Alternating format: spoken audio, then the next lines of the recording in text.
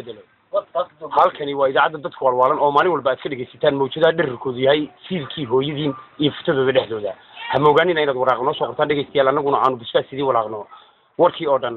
madaxweynaha Soomaalida Sheekh Shariif ayaa cabay caana boore expire kadib markii uu ku waashay shuban aad u fara badan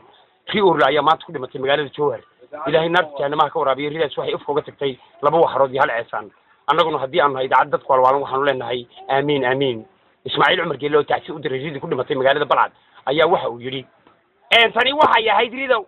kaasi wuxuu ahaa Ismaaciil Cumar Geelo oo shalay ka hadlay sidii ku geeriyootay magaalada Jowhar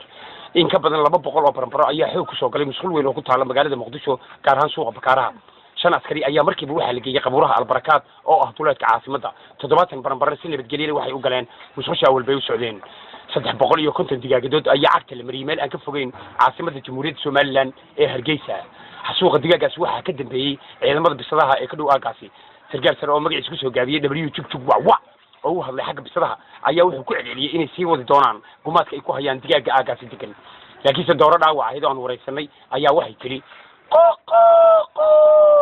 digaagadaas waxay tiri saaki alisayga ayuun baanu aragnay boor yaqiiq ma garanayno bisaduhu inay wateen hubka cirka laga soo rido iyo kan dhulka laga soo galo afar baabuur oo dhilmaaya oo ka baxday magaalada Galkacyo ee gobolada dhexe Soomaaliya ayaa mid kamid wuxuu ku qarxay meel 5 kiiloomitir u jirta magaalada Dhuusamareeb kadib markii askari dhilmaaya oo ka fakaday qoriga nooca loo yaqaano sabanka amba tuuga saddexdii baabuur kale ayaa galabta ku aadan goobtii xasuuqa digaaga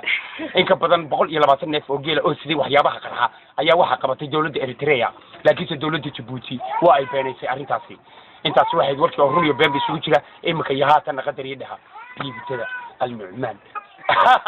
al-Nu'man markaa yiraahdo dadka kii maqlaya maxaad ka dareemaysaa hadii qosol al-Nu'man maxay yaal oo miyadan ogeyn al-Nu'man waxaad ka heli kartaa intaan ku sheegay telefoon number siilkii hooyada oo bac ku jiro habriirta oo soo fiirinaysa eedada oo karkarsan iyo awowga oo aad ku qaadan karto jiblayta fariiq waa sigaar dhaadheer oo 100 mitir waa sambuus 70 geesa Allah hayay waa shiwa waa maharaja waa bulbulaare waa disco waa sholay waa kookoola aad u kulul waa alaab kala nooca oo bilita magaalada ku taala oo